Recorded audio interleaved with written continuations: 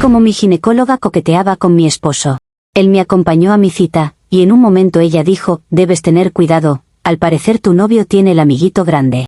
No puedo tolerar eso.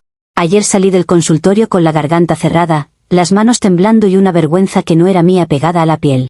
Mi esposo, Diego, caminaba a mi lado como si nada, con esa sonrisa tonta de hombre que se cree inocente por defecto. Y yo solo pensaba en la risa de la doctora y en lo mucho que alguien tuvo que mirar para atreverse a decir lo que dijo. Diego y yo llevamos 5 años casados y, si soy honesta, desde el día 1 entendí que mi matrimonio iba a requerir vigilancia, no porque él sea malo, sino porque el mundo es imprudente y porque hay mujeres que confunden cualquier gesto con una invitación. Diego es de esos hombres que ayudan a cargar bolsas, sostienen puertas, preguntan cómo estuvo tu día y lo hacen con una calma que a mí me parece peligrosa, porque la calma se presta a interpretaciones. A mí me tranquiliza tener control sobre lo social, no por capricho, sino por prevención, porque una relación no se protege sola y yo no soy de las que se sientan a confiar, mientras el entorno se llena de oportunistas. Él siempre dice que exagero, pero también admite, en sus momentos más honestos, que le gusta que yo organice todo, que yo elija a qué reuniones vamos y cuáles evitamos. Lo llamo ordenar el escenario, porque si el escenario está limpio, nadie se tropieza, y si nadie se tropieza, nadie inventa historias. Nos conocimos en una reunión aburrida de amigos, de esas donde uno va por compromiso y termina conociendo a la persona que te cambia la rutina. Diego me cayó bien porque no intentó ser el centro, se sentó a escuchar, y cuando habló, lo hizo con una seguridad tranquila que da ganas de confiar sin pensarlo. En esos primeros meses yo me enamoré de su constancia, de que no era el típico que desaparece, de que se acordaba de mis manías pequeñas y de que era detallista sin hacerlo un show. También me enamoró que, cuando yo decía, no me gusta esa gente, él no discutía, solo me preguntaba por qué, como si mi percepción importara de verdad. Eso me parece valioso, porque a mí nunca me ha gustado sentir que tengo que convencer a nadie de lo obvio. Con el tiempo, esa misma disposición suya a entender a todos se volvió mi principal alarma, porque si entiende a todos, también puede ser entendido por cualquiera, y ahí empiezan los malentendidos peligrosos. Nuestro matrimonio, por fuera, es de esos que se ven estables, casa ordenada, fotos bonitas, horarios que funcionan, y una rutina que parece sana. Diego trabaja mucho, llega cansado, se ducha, me pregunta por mi día y se sienta a comer como si el mundo fuera sencillo.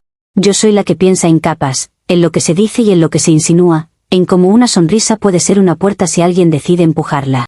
A veces él me mira como si yo viviera en una película, pero es que la gente actúa como si no supiera lo creativas que pueden ser las intenciones ajenas.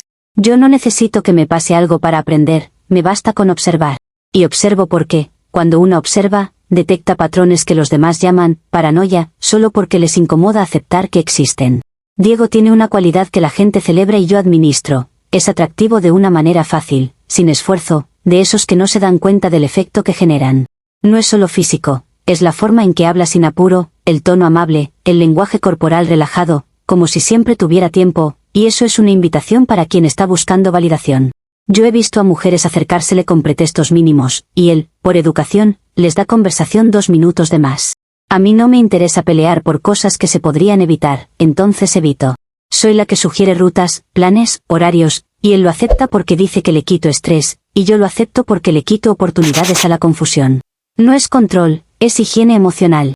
Si alguien quiere llamarlo de otra manera, que se consiga su propio matrimonio y lo administre como le parezca. Lo que más me irrita no es Diego en sí, sino la facilidad con la que otros se sienten con derecho a opinar, a bromear, a insinuar, como si mi relación fuera un programa de comedia. A mí me da igual que una desconocida lo encuentre guapo, eso no es delito, pero me importa el subtexto, la osadía, yo puedo decir esto porque puedo. Por eso yo manejo la agenda social, porque las situaciones sociales se llenan de gente que prueba límites con frases pequeñas. Yo prefiero que los límites estén tan claros que nadie se atreva a tocarlos. Diego siempre se burla diciendo que yo soy estratégica, como si fuera un chiste, pero luego me pide que lo acompañe a eventos precisamente porque conmigo nadie se pone creativo. Mi presencia ordena, y eso es un servicio a la paz. Ayer era una cita normal, una revisión anual, de esas que una hace por responsabilidad, y Diego insistió en acompañarme porque, según él, es apoyo. Yo acepté porque, sinceramente, me parecía bonito que quisiera estar, y porque también es cierto que en esos lugares la gente se relaja y empieza a hablar de más. La doctora Elena es mi ginecóloga desde hace un tiempo, y siempre me pareció competente, aunque tiene un estilo demasiado perfumado para un entorno clínico, como si necesitara dejar huella incluso en un pasillo blanco. Ese tipo de detalles me quedan grabados porque revelan intención, y a mí la intención me importa más que el discurso. Diego llegó saludando, amable, como siempre, y ella le sonrió con una familiaridad que me pareció innecesaria para alguien que se supone que está trabajando. Yo lo vi, aunque nadie se sienta a ver esas cosas, yo las noto porque para eso estoy. Durante el examen yo estaba en una posición que no le deseo a nadie, vulnerable, incómoda, concentrada en respirar y en no pensar demasiado. Diego estaba ahí, a un lado, como acompañante, como esposo presente, y la doctora hablaba con esa voz ligera de quien cree que el mundo entero es su audiencia. En la pantalla aparecían resultados, términos, cosas técnicas, y yo estaba intentando mantener la mente fría. Y de repente, sin necesidad, sin contexto médico que yo pudiera entender como justificación, ella se rió, de esa risa corta que suena a confianza privada. Y soltó el comentario, el que todavía me retumba, como si fuera una gracia compartida, como si yo fuera un mueble en la sala. Dijo, con esa ligereza que solo tiene la gente que no mide el daño, que yo debía tener cuidado, que al parecer mi novio tenía el amiguito grande, y lo dijo mirando la pantalla como si estuviera leyendo un dato clínico normal. No fue solo la frase, fue el gesto, el tono, la forma en que lo deslizó hacia Diego como si fuera un guiño, como si eso fuera entre ellos y yo estuviera de invitada. Yo sentí que me faltaba el aire porque, en un segundo, me quedó claro que alguien se había sentido demasiado cómoda hablando de mi esposo frente a mí, y eso no es casualidad. Diego sonrió, esa sonrisa automática, como si le hubieran hecho un cumplido inocente, como si no hubiera nada que defender, como si yo no estuviera ahí con la cara ardiendo. Y ese fue el verdadero golpe, que él no reaccionara como esposo, sino como espectador complacido. Me quedé helada, no por pudor, sino por dignidad, porque una cosa es un entorno médico y otra cosa es que te conviertan en escenario de una insinuación. Yo miré a Diego esperando que dijera algo, cualquier cosa, doctora, por favor, un gesto de incomodidad, una señal de que entendía que eso no se dice. Pero no, él se limitó a esa sonrisa boba, como si su papel fuera quedarse bien con todo el mundo. La doctora siguió hablando como si nada, como si hubiera soltado un chiste de cafetería, y yo ahí, intentando mantener el control para no explotar en un lugar donde una se supone que se comporta. Yo no soy de hacer escenas públicas por deporte, yo prefiero las escenas con estrategia, porque las escenas impulsivas solo benefician a quien te quiere ver perder el control. Aún así, sentí esa humillación tan clara que me pareció que el consultorio se había encogido. Cuando salimos, Diego actuó normal, preguntó si todo estaba bien, como si no hubiera pasado nada, y eso me indignó más que el comentario. Para mí, lo que pasó fue un límite cruzado, y cuando un límite se cruza una vez, es porque ya se caminó hacia el antes, paso a paso, con confianza acumulada. Nadie se atreve a bromear así de la nada, no con un esposo presente, no si no se siente respaldada por alguna dinámica previa. Yo me repetía que no era solo una frase vulgar, era una señal, un destello de algo que está por debajo, algo que yo no había visto todavía. Y lo peor es que esa duda se te mete en la cabeza como una astilla, porque ahora todo encaja con sospecha, cada sonrisa, cada tono amable, cada «ay qué lindo tu esposo» que antes uno dejaba pasar. En el taxi de regreso yo ya no estaba pensando en mi examen ni en recomendaciones de salud, yo estaba reconstruyendo la escena como se reconstruye un crimen emocional. Me preguntaba desde cuándo la doctora Elena se siente con derecho a mirar a Diego como tema personal, desde cuándo lo analiza, con esa familiaridad, desde cuándo existe esa comodidad para convertirlo en un chiste frente a mí. Me acordé del perfume, del estilo, de la sonrisa demasiado rápida, y sentí que todo era parte de una misma personalidad, la de alguien que disfruta marcar presencia. Diego me decía que exageraba con cara de cansancio, pero yo no le respondí, porque hay momentos en los que discutir te quita enfoque. Yo necesitaba claridad, no debate. En casa, él se fue a ducharse como si el día hubiera sido normal, y yo me quedé en la sala con esa sensación de estar sola dentro de mi propio matrimonio. Lo miré de reojo, vi su espalda, su tranquilidad, y pensé en lo fácil que es para algunos hombres vivir sin anticipar consecuencias. No es que yo crea que Diego sea un monstruo, yo creo que es ingenuo, y la ingenuidad también es peligrosa cuando se combina con atención externa. Yo no iba a permitir que una mujer con bata blanca se sintiera dueña de bromear sobre mi vida íntima y menos en mi cara. Lo que me dolió fue la certeza de que esa doctora no improvisó, lo que dijo venía de una observación, de un atrevimiento acumulado, y yo no tolero que alguien acumule cosas de mi esposo sin que yo lo sepa. Así que sí, necesito averiguar desde cuándo lo está rastreando, porque nadie llega a ese nivel de confianza por accidente y yo no pienso quedarme de brazos cruzados fingiendo que fue una simple broma. Comentarios de la historia principal. Usuario anónimo 1 dice, Clara, la ginecóloga estuvo fuera de lugar, sí, pero tú estás actuando como si Diego hubiera firmado un contrato sexual con ella por sonreír. Si tu esposo te cae tan mal por ser amable, el problema no es el perfume de la doctora, eres tú con tu control enfermizo. Respuesta de la OP.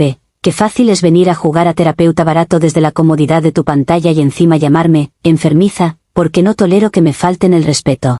Si para ti un comentario así es normal, felicidades por tu estándar bajísimo, pero en mi matrimonio hay límites y se respetan. Diego no me cae mal, Diego necesita que alguien tenga criterio porque él vive en modo, todo bien, como si el mundo fuera un jardín infantil.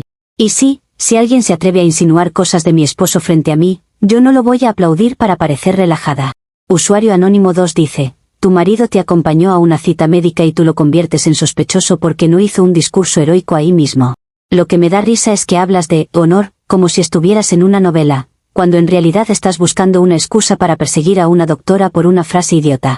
Respuesta de la OP, a mí me da risa que reduzcas todo a una frase idiota, porque así te evitas reconocer lo obvio. La gente prueba límites con idioteces, y después, cuando les sale, avanzan. Lo del honor no es teatro, es respeto, pero claro, eso a algunos les suena exagerado porque están acostumbrados a tragarse cualquier cosa con sonrisa para que no les llamen intensos.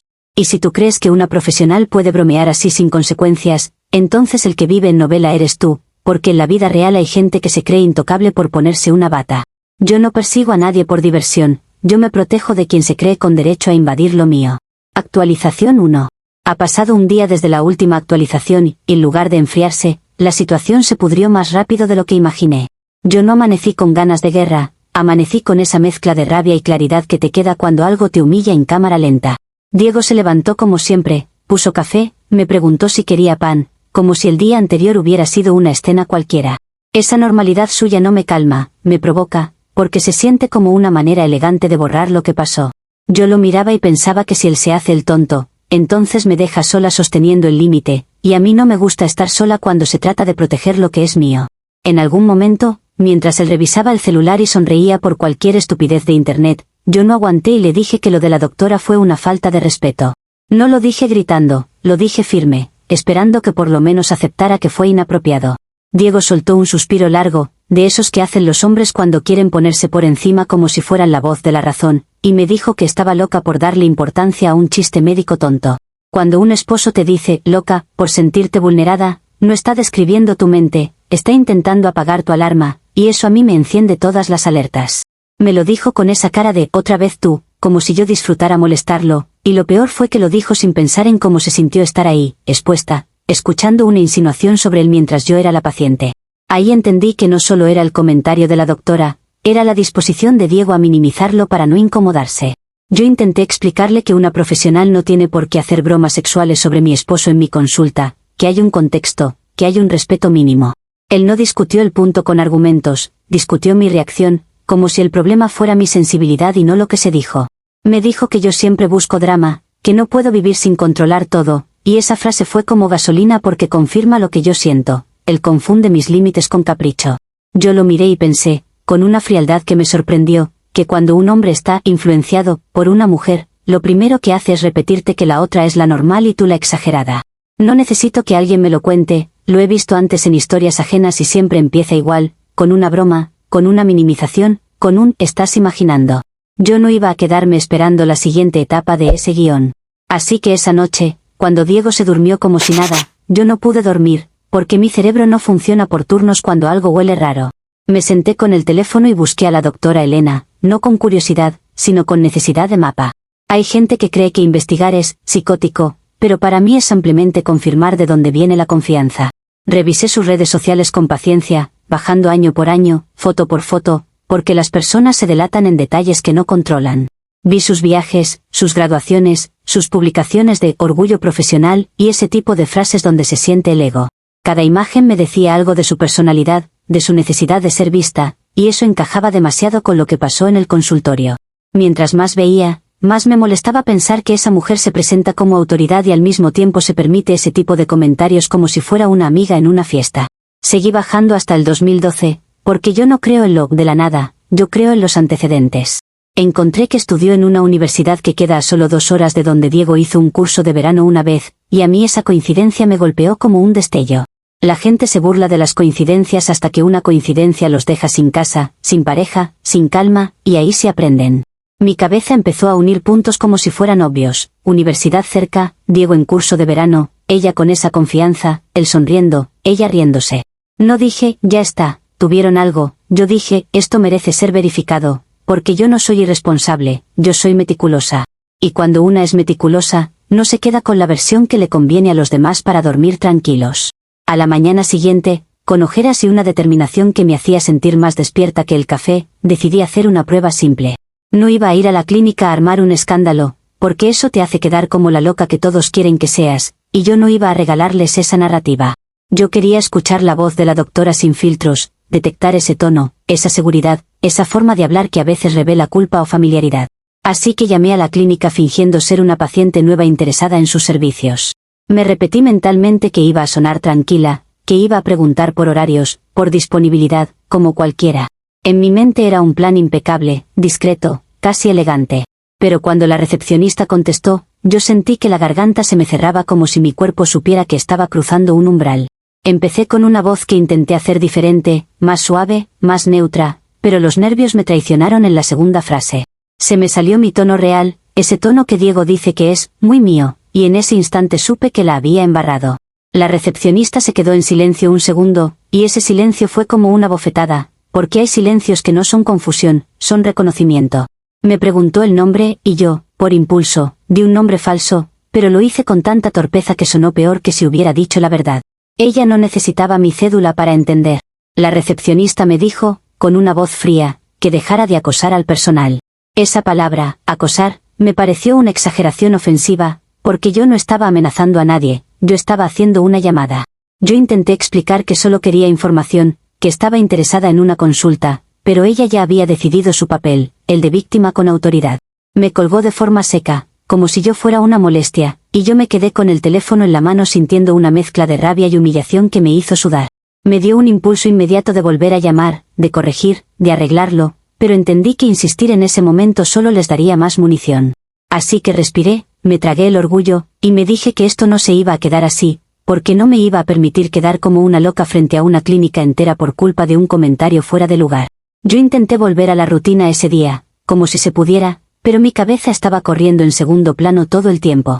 Cada vez que Diego me hablaba, yo escuchaba el eco de su «estás loca», y me ardía la cara. Él me mandó un mensaje preguntando qué almorzábamos, como si el hogar fuera un restaurante y yo una encargada, y en otro contexto habría sido normal, pero ese día me sonó a indiferencia. Yo quería que entendiera la gravedad, que se sintiera tocado, que se diera cuenta de que alguien cruzó una línea conmigo ahí presente. En vez de eso, él seguía en su mundo de «todo se arregla si lo ignoras». Y yo, mientras tanto, ya había empezado a sentir que el problema no era solo la doctora, sino la comodidad con la que Diego se dejaba querer por cualquiera. Por la tarde, cuando Diego llegó, venía más serio, más callado, y yo supe que algo había pasado incluso antes de que abriera la boca. Me dijo que lo habían llamado de la clínica para quejarse de mí, que le dijeron que yo estaba acosando al personal y que debía calmarme. Dijo esa última parte con una mezcla de vergüenza ajena y enojo, como si la responsable de su mal día fuera yo y no la cadena de hechos que empezó con la doctora riéndose en mi cara. A mí me dio un vuelco el estómago, no por culpa, sino por indignación, que rápido se protegen entre ellos cuando una mujer reclama respeto. La clínica no me llamó a mí para aclarar, llamó a mi esposo, como si él fuera mi tutor, como si yo fuera una adolescente fuera de control. Esa decisión me pareció humillante, y también peligrosa, porque ahora Diego tenía una versión externa reforzando la idea de que yo soy el problema. Diego me habló con un tono que yo no le había escuchado en mucho tiempo, un tono de amenaza suave, de esos que se creen razonables. Me dijo que si yo seguía así, él se iba a ir unos días porque no podía vivir con tanto drama. Dijo, drama, como si yo estuviera inventando entretenimiento, como si no se tratara de respeto, como si no se tratara de que me vulneraron en un espacio donde yo debía sentirme segura. Yo lo escuchaba y veía como el relato ya se había girado, ya no era, una doctora dijo algo inapropiado, ahora era, Clara está acosando a una clínica. Y esa inversión me revolvió porque es la forma más típica de culpar a quien reacciona, no a quien provoca. Yo respiré y le dije que lo que me estaba haciendo era injusto, pero él ya estaba montado en la idea de que yo debía disculparme con todos para que él no quede mal. Esa noche, cuando él se encerró en el cuarto a descansar de mí, yo me quedé sola en la sala con una sensación rara, como de estar mirando mi matrimonio desde afuera. Me di cuenta de que el poder de una frase no está en la frase, está en lo que activa alrededor, y esa doctora había activado un desastre de percepción. Ahora yo era la intensa, la inestable, la que acosa, y él, pobrecito, el hombre tranquilo atrapado con una esposa difícil. Eso me enfureció porque yo no me casé para ser el chiste de nadie, ni para que mi esposo reciba llamadas de clínicas como si estuviera gestionando a una mascota problemática.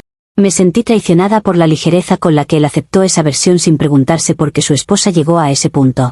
Y, por primera vez, se me cruzó una idea peligrosa. Si Diego está dispuesto a creerle a ellos antes que a mí, entonces yo tengo que ser más inteligente que todos. Yo sé que suena exagerado para quien no ha sentido cómo te pintan de loca con una eficiencia tan rápida. Pero a mí me queda claro que esto ya escaló, y escaló porque alguien se sintió con derecho a meterse donde no debe y porque mi esposo prefirió la comodidad a la defensa. Ahora tengo a una clínica mirándome como amenaza, a Diego mirándome como problema, y a una doctora probablemente riéndose en su consultorio porque logró voltear la narrativa. No pienso quedarme quieta para que esta historia se escriba sola con mi cara como la villana. Si Diego de verdad cree que irse a un hotel es una opción, entonces yo también tengo opciones, y ninguna incluye quedarme callada. Lo único que sé es que mañana voy a necesitar una jugada que ponga las cosas en su lugar, porque si no lo hago, el siguiente paso de ello será bloquearme del todo y dejarme sin voz. Comentarios de la actualización 1. Usuario Anónimo 1 dice, ¿te das cuenta de lo que hiciste?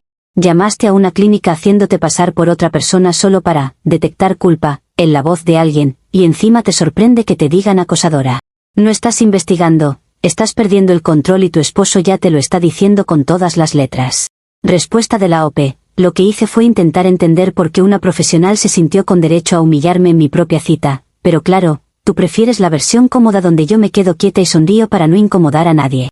Si una clínica decide llamar a mi esposo como si él fuera mi dueño, eso habla más de ellos que de mí, pero esa parte la ignoran porque es más fácil señalarme a mí.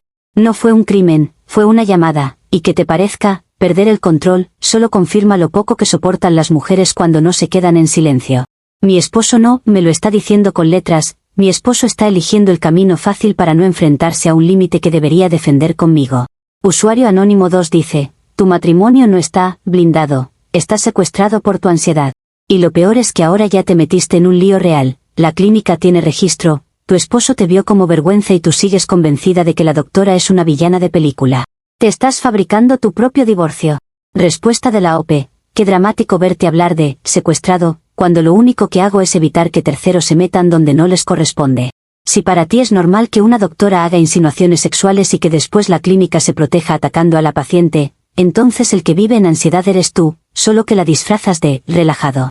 Y lo del divorcio, mira, me encanta cómo lo pronuncian como amenaza para que una se calme y se trague todo, como si el miedo a quedarme sola fuera el botón universal.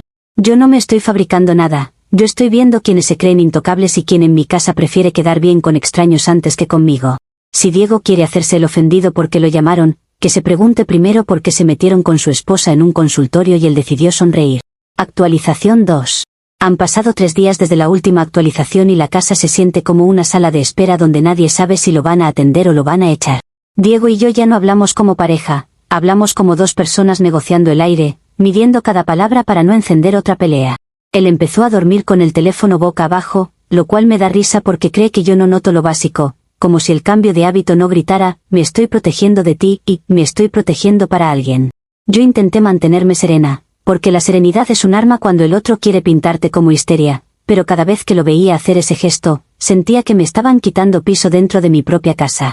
Y lo peor es que él lo hacía con esa cara de hombre cansado, como si la víctima fuera el por tener una esposa que no acepta que le falten el respeto. La clínica volvió a llamar, esta vez no para insultarme directamente, sino para dejar constancia de que yo no debía contactarlos más. Diego recibió la llamada y se puso rojo, no por indignación conmigo, sino por vergüenza con ellos, como si lo importante fuera como lo perciben en un lugar donde él ni siquiera es paciente. Me dijo que si yo no me calmaba, él se iba a un hotel, que necesitaba aire no tóxico, y lo dijo con esa frase moderna que usan para justificar cualquier cosa sin asumir responsabilidad. Cuando un hombre te amenaza con irse, no está pidiendo paz, está probando hasta dónde te puede mover con miedo. Yo no le lloré ni le supliqué, porque yo no negocio desde la desesperación, yo negocio desde el control, y si él quería jugar a «me voy», yo tenía que responder con algo que le recordara a todos, incluida la doctora Elena, que Diego no es un accesorio libre para bromas ajenas. Necesitaba neutralizar la amenaza con una presencia más fuerte que su narrativa de esposa loca. Esa noche me quedé pensando en la doctora Elena y en lo cómoda que estaba con su comentario, y entendí que lo que más me molestaba era la impunidad. Ella no solo se permitió decirlo, sino que ahora probablemente se siente respaldada por la clínica y por la imagen de paciente errática. Yo no podía entrar ahí gritando, porque eso solo alimenta el cuento, pero si podía hacer algo simbólico que funcionara como recordatorio visual, algo que instalara un mensaje sin tener que discutirlo. Se me ocurrió una foto de nuestra boda, una de esas donde Diego se ve enamorado de verdad, donde no hay dudas ni grietas, una imagen que la gente mira y entiende de inmediato. Esto es un matrimonio, esto es un vínculo, esto tiene historia. Si ella quería jugar a insinuaciones, yo iba a responder con evidencia pública, aunque fuera silenciosa. Mandé a imprimir una foto gigante, de esas que casi parecen publicidad, y la enmarqué con un marco pesado, elegante, como si yo fuera una mujer perfectamente estable con gusto impecable. Mientras lo hacía, me repetía que no estaba siendo dramática, estaba siendo estratégica, porque a veces la estrategia es lo único que te queda cuando te quieren ridiculizar. Inventé una excusa simple, ir a pedir disculpas personalmente por el malentendido, presentarme como alguien razonable que se equivocó por estrés, mirarlos a los ojos y cerrar el tema con madurez.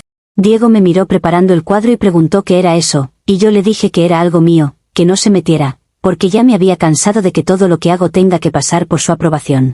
Él se rió con incredulidad, como si yo fuera una niña caprichosa, y me dijo que no fuera a hacer nada raro, lo cual me dio un placer oscuro, porque significa que le preocupa, y si le preocupa, es porque sabe que algo está fuera de control. Fui a la clínica al día siguiente con el cuadro envuelto, como si llevara un regalo. Entré con una sonrisa medida, diciendo buenos días, saludando a la recepcionista que me había colgado y que ahora me miraba con esa mezcla de juicio y prevención. Yo podía sentir cómo mi presencia les incomodaba, como si ya tuvieran una historia armada sobre mí, y esa incomodidad me confirmó que no están acostumbrados a que una mujer vuelva con la cara en alto. Les dije que quería disculparme, que había estado estresada, que no debí llamar de esa manera, y lo dije con un tono tan suave que casi me sorprendí de mí misma.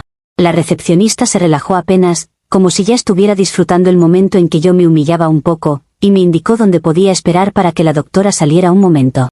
Yo asentí y avancé hacia la sala de espera con el cuadro apretado contra el cuerpo como si fuera parte de mí. Mi idea era simple, dejar el cuadro, olvidado, apoyado en una mesa lateral, fingir distracción, salir con el aire de quien se va rápido, y que ellos lo encontraran y lo vieran ahí, ocupando espacio, obligándolos a mirarlo. No quería hablar con la doctora Elena de frente porque ella se alimenta del enfrentamiento, yo quería que el mensaje le llegara sin darle el gusto de verme suplicar ni gritar. Miré una mesa con revistas y un florero, me acerqué despacio, y justo cuando iba a apoyarlo, mi pie se enganchó con algo que no vi, un borde, una alfombra mal puesta o una esquina traicionera. Sentí el cuerpo irse hacia adelante como en cámara lenta, y en ese segundo entendí que la vida tiene sentido del humor, pero del malo. Tropecé y choqué contra una planta decorativa gigante, una de esas macetas absurdas que ponen para que el lugar se vea premium. La maceta se tambaleó, yo intenté sostener el cuadro y al mismo tiempo sostenerme a mí, pero no hay forma elegante de sostener el desastre cuando ya empezó. La maceta se rompió con un estruendo que sonó como un disparo en esa clínica silenciosa, la tierra se regó por la alfombra como si fuera una explosión de humillación, y yo caí encima del cuadro con el peso completo del cuerpo. Sentí el cristal quebrarse bajo mí y ese sonido me hizo cerrar los ojos por pura rabia, porque no solo se rompió el vidrio, se rompió la imagen, se rompió mi intento de estrategia limpia. Cuando me levanté un poco, estaba cubierta de tierra, con las manos sucias, el marco torcido, y la foto de Diego bajo el vidrio roto como si fuera una escena de crimen. Todo el mundo se quedó mirando, y yo sentí la sangre subir a la cara, no por pena, sino por la furia de sentirme expuesta frente a gente que ya estaba lista para juzgarme. La recepcionista soltó un gritito y fue a buscar a alguien, como si yo fuera un peligro biológico, y yo me quedé en el suelo un segundo demasiado largo, abrazando el cuadro como si lo protegiera, porque en ese momento lo único que se me ocurrió fue sostenerlo para que no lo tocaran. Yo escuchaba murmullos, escuchaba pasos, y cada segundo era una confirmación de que ahora sí tenían pruebas para su narrativa. Yo podía haberme levantado y salido corriendo, pero me negué a regalarles esa imagen de fuga, porque el miedo siempre se ve peor que la tierra. La doctora Elena salió del consultorio al escuchar el ruido, y la vi aparecer con su bata impecable, su perfume, su cara perfectamente controlada, como si fuera la dueña del lugar y yo la intrusa. Me miró tirada ahí, llena de tierra, abrazando la foto rota de mi esposo, y yo esperaba, aunque fuera por un segundo, ver preocupación o incomodidad, algo humano. Pero lo que vi fue peor, lástima. No me miró como amenaza ni como rival, me miró como un caso, como un ejemplo triste, como una mujer que perdió el control y da pena.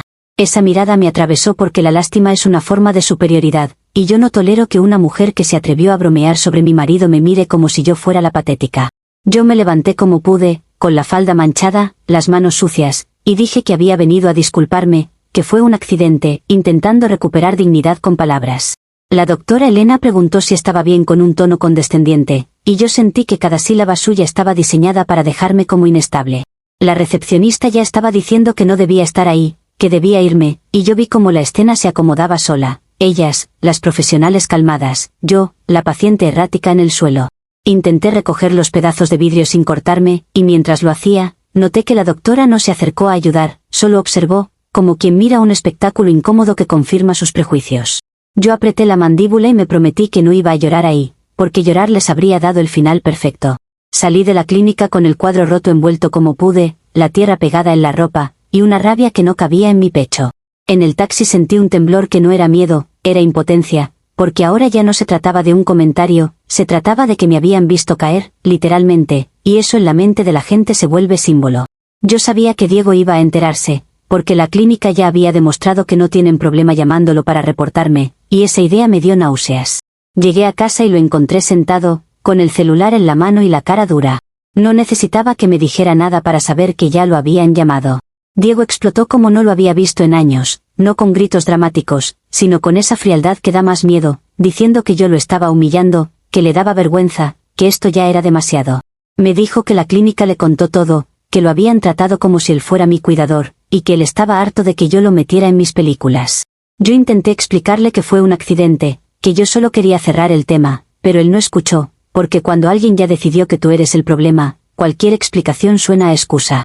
Me dijo que se iba esa misma noche, que iba a un hotel, y se puso a empacar con movimientos secos, como si yo fuera una contaminante. Yo lo miraba y, en vez de llorar, me llené de una calma fea, porque en ese momento entendí que él prefería huir a sostenerme. Cuando Diego cerró la maleta y me dijo que necesitaba aire no tóxico, yo le respondí que el aire no es lo único que se contamina, que la confianza también, y que él llevaba semanas dejándola podrirse por comodidad. Él me miró como si yo estuviera loca otra vez y se fue, dejándome sola con el cuadro roto apoyado en la sala, como un espejo horrible. Me quedé ahí un rato, mirando la foto de nuestra boda bajo el vidrio astillado, pensando que nadie entiende lo que significa que te quiten el derecho de defenderte sin que te llamen errática. Y lo peor es que, mientras él se iba, yo no podía quitarme de la cabeza la mirada de lástima de la doctora. Elena, porque esa mirada no solo me humilló, también me anunció algo, que ahora tengo enemigos con narrativa, con institución, y yo estoy sola dentro de mi propia casa. Si Diego cree que irse a un hotel lo salva, está equivocado, porque esto apenas está empezando y la próxima consecuencia ya se siente como una sombra encima. Comentarios de la actualización 2. Usuario anónimo 1 dice: el cuadro gigante fue el intento más desesperado y ridículo de marcar territorio que he leído. No solo quedaste como una loca delante de medio mundo, sino que rompiste una maceta, ensuciaste todo y ahora tu esposo literalmente se fue. ¿En serio no ves que tú eres la tormenta en tu propia casa? Respuesta de la OP: qué fácil te resulta llamarlo ridículo, porque no eres tú la que tuvo que tragarse un comentario sexual mientras estaba en una camilla. Lo del cuadro no era desesperación, era un mensaje de límites, pero claro, ustedes solo entienden límites cuando ya los perdieron. Y que la maceta se rompiera no convierte mi punto en inválido, solo demuestra que el lugar estaba lleno de cosas innecesarias para aparentar lujo, igual que la doctora con su perfume. Si Diego se fue, no es porque yo sea tormenta, es porque él prefiere huir antes que enfrentar que alguien cruzó una línea y él sonrió. Usuario anónimo 2 dice: lo más triste es que la doctora ni siquiera te ve como rival, te ve como paciente descompensada, y con razón. Tu marido no te debe defender el honor, te debe honestidad, y tú lo estás empujando a alejarse. Esto ya no es celos, es obsesión. Respuesta de la OP: me encanta cómo conviertes la falta de respeto en honestidad y mi reacción en obsesión, porque así la doctora queda como santa y yo como loca, justo como a ustedes les gusta. Que ella me mire con lástima no la hace superior, la hace arrogante, y la arrogancia también es una forma de violencia, solo que más fina. Y sí, mi esposo me debe defender en situaciones donde me humillan, porque eso es lo básico en un matrimonio, pero algunos parecen haber normalizado que tu pareja se quede callada mientras te faltan el respeto. Si a ti te parece triste que yo no me deje, revisa tus estándares, no mi cerebro. Actualización 3. Han pasado 5 meses desde la última actualización y mi vida se convirtió en una serie de pequeñas humillaciones administrativas que nadie ve desde afuera. Diego no volvió a casa, al principio decía que era temporal, que necesitaba espacio, pero el espacio se volvió rutina y la rutina se volvió distancia. Hablábamos por mensajes fríos, solo de cosas prácticas, pagos, cuentas, la logística del perro, y yo sentía que cada frase suya era una puerta cerrándose con cuidado para no parecer cruel.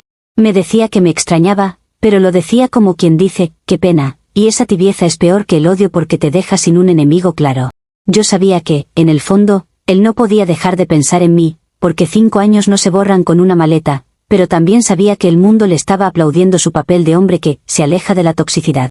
Después del episodio de la maceta, la clínica me prohibió la entrada de por vida, y lo sé porque recibí un correo formal que parecía escrito para un criminal, hablando de comportamiento errático, de seguridad del personal, de medidas preventivas. Me dio asco cómo una institución médica se permite convertir un accidente y una reacción humana en un expediente moral, como si ellos fueran jueces de mi estabilidad mental. Intenté buscar otra ginecóloga, pero en una ciudad donde las clínicas se hablan entre sí como club, mi nombre empezó a aparecer con esa etiqueta venenosa. Llamaba, pedía cita, y de repente me decían que no había cupos, que no atendían, que debía buscar en otro lado, y yo no soy tonta, yo sé cuando te están cerrando puertas sin decirlo. Me quedé sin opciones decentes, y eso me pareció la ironía más cruel. Yo, que solo quería una revisión anual sin humillaciones, terminé prácticamente vetada de espacios donde una mujer necesita atención sin juicio. En ese mismo tiempo empecé con una infección urinaria recurrente, algo que nunca me había pasado así, y cualquiera diría que es solo médico, pero el cuerpo también reacciona a la traición, al estrés sostenido, al abandono disfrazado de autocuidado. Me ardía todo, me dolía, me daba miedo que se complicara, y yo no podía ir a las clínicas donde antes me atendían. Terminé buscando un médico general recomendado por una vecina, uno que trabaja en la parte trasera de una farmacia, en un consultorio pequeño donde ni siquiera hay esa frialdad elegante de las clínicas, solo paredes viejas y una camilla que cruje. El tipo apenas me miraba a la cara, como si mi presencia le diera pereza, y yo tenía que explicarle síntomas íntimos sintiéndome como si estuviera pidiendo permiso para existir. Cada vez que salía de ahí con antibióticos en una bolsa, sentía que mi vida se había encogido por culpa de una doctora con perfume y un esposo con sonrisa fácil. Diego, mientras tanto, empezó a volverse frío oficialmente, usando palabras como límites, bienestar, terapia, como si hubiera aprendido un idioma para justificar el retiro. Me dijo que iba a iniciar un proceso de divorcio, no con rabia, sino con ese tono de decisión racional que pretende ser superior. Yo me reí, no porque sea gracioso, sino porque es ridículo que él actúe como si yo fuera un monstruo cuando todo esto empezó porque alguien me faltó el respeto y él eligió no sostenerme. Él decía que me amaba pero que no podía vivir con mi obsesión, y yo escuchaba esa palabra y pensaba, claro, ahora cualquiera que exige respeto es obsesiva, así de fácil. El divorcio empezó como trámites, papeles, firmas, y yo me negué a darle el placer de verme destruida, así que respondía con calma, con frases medidas, con una dignidad que me costaba cada músculo. Por dentro, obviamente, era otra historia, porque nadie se casa para terminar negociando su vida por correo. En esos meses yo me volví más silenciosa en público, pero más activa en privado, porque el silencio de una mujer no significa que se rindió, significa que está observando. Yo no dejé de pensar en la doctora Elena, porque ella fue el detonante y porque el detonante siempre se queda como símbolo del derrumbe. No podía ir a su clínica, pero eso no significa que ella desaparezca del mapa, porque la gente deja huellas digitales por todas partes. Empecé a revisar su Spotify semanalmente, no todos los días, porque no soy impulsiva, pero sí con consistencia, porque la consistencia revela patrones. Al principio era música de gimnasio, playlists de mujer empoderada, cosas genéricas que cualquiera escucha, y yo me decía que era normal. Pero luego veía cambios pequeños, una balada romántica aquí, un playlist de Late Night allá, y mi mente se activaba, porque la música que eliges dice a quién le estás hablando aunque no lo admitas. Algunos me dirían que eso es ridículo, pero a mí me parece más ridículo fingir que no hay señales en el comportamiento humano. Si un día ella empieza a escuchar baladas románticas de golpe, yo sé que algo se mueve, porque la gente no cambia de mood sin razón, y menos una mujer que se cree tan controlada. Yo sé que suena exagerado decir que una playlist puede ser pista, pero también suena exagerado que una ginecóloga bromee sexualmente sobre tu esposo en tu consulta, sin embargo, pasó. Después de eso, ¿qué no puede pasar? Yo aprendí que la gente se atreve cuando cree que no habrá consecuencias, y yo estoy aquí, sosteniendo consecuencias con mis manos aunque me llamen loca. Diego, en un intento de hacerlo bien, me pidió que habláramos en persona para cerrar temas del divorcio. Nos encontramos en un café, un lugar neutral donde él se sentía seguro porque la presencia de otras personas lo hace actuar más civilizado. Llegó con una camisa planchada, olor a colonia, cara de hombre renovado, y ese detalle me dolió porque significa que estaba intentando verse bien para su nueva vida. Me habló con calma, me dijo que quería que todo fuera pacífico, que agradecía los años, que esperaba que yo buscara ayuda, como si yo fuera un proyecto que se le escapó de las manos. Yo lo miré y me di cuenta de que ya no era mi esposo, era un hombre tratando de salir de una historia sin quedar como villano. Le pregunté si alguna vez pensó que lo de la doctora fue inapropiado, solo para ver si en 5 meses había madurado una neurona de lealtad. Diego me dijo que sí, que estuvo fuera de lugar, pero que mi reacción lo asustó. Esa frase me dio ganas de reír y de llorar al mismo tiempo, porque ahí estaba la lógica torcida. El disparo no importa, importa el grito. Me dijo que yo debía soltarlo, que él no era un trofeo, y yo le respondí que yo nunca lo traté como trofeo, lo traté como esposo, y que un esposo no se ríe cuando otra mujer se permite insinuaciones frente a su esposa. Él se puso serio, dijo que yo seguía en lo mismo, que yo necesitaba terapia, y ahí entendí que para él yo iba a ser siempre la intensa, porque esa etiqueta le conviene. Nos despedimos con un abrazo frío que no fue abrazo, fue gesto, y cuando él se fue, yo me quedé viendo la puerta como si se hubiera llevado algo más que su tiempo. Lo vi irse sin mirar atrás, y esa imagen me perseguirá porque es la imagen de un hombre que se cree libre de culpa. Volví a mi casa, a mi cama vacía, a mi silencio, a mi bolsa de antibióticos sobre la mesa, y pensé que el mundo es muy eficiente castigando a las mujeres que reaccionan en vez de castigar a los que provocan. Me sentí en un limbo donde mi dolor no era tomado en serio porque mi respuesta no fue bonita. Y, aún así, yo no me arrepiento de haber reaccionado, porque la única alternativa era tragarme la humillación y sonreír, y yo no soy ese tipo de mujer. Lo que sí me pesa es la sensación de que ahora mi vida está hecha de restricciones, no puedo ir a ciertas clínicas, no tengo a mi esposo en casa, y encima tengo que escuchar a gente decirme que me lo busqué. A veces, en noches específicas, me llega una notificación de Spotify porque alguien hizo pública una lista nueva, y yo siento el corazón apretarse antes de abrirla, como si mi cuerpo supiera que una canción puede ser una amenaza. La última vez que revisé, la doctora Elena había empezado a escuchar una playlist de baladas que no estaba ahí antes, y yo me quedé mirando la pantalla con esa mezcla de rabia y certeza que ya conozco demasiado bien. No tengo pruebas que la gente acepte, pero yo tengo intuición y tengo patrones, y mi intuición me dice que Diego no está tan lejos como cree. Él puede estar firmando papeles y durmiendo en otra cama, pero hay cosas que se arrastran aunque uno se cambie de casa. Yo sé que él me extraña, aunque lo niegue con palabras modernas, y sé que alguien está intentando llenar el espacio que dejé. Mi problema ahora no es solo perder a Diego, mi problema es que, si lo pierdo, no voy a permitir que lo pierda creyendo que yo fui la villana y ella la profesional inocente. Y esa determinación, por más que la llamen obsesión, es lo único que me mantiene de pie mientras todo lo demás se desarma. Comentarios de la actualización 3. Usuario anónimo 1 dice, 5 meses después y sigues stalkeando el Spotify de la ginecóloga como si fuera el FBI del despecho. Te divorciaste, te vetaron de clínicas por tu comportamiento y ahora te atienden atrás de una farmacia, pero tú sigues convencida de que eres la heroína. No eres víctima, eres consecuencia. Respuesta de la OP, qué gracioso como les encanta usar la palabra, consecuencia, como si fuera un castigo moral que yo merezco por no quedarme callada. Si a ti te parece normal que una doctora cruce límites y que una clínica castigue a la paciente por reaccionar, entonces tu brújula está rota y te crees superior por aguantar humillaciones. Yo no soy el FBI del despecho, yo soy una mujer que aprendió a leer patrones porque ya me demostraron que la gente se protege entre sí.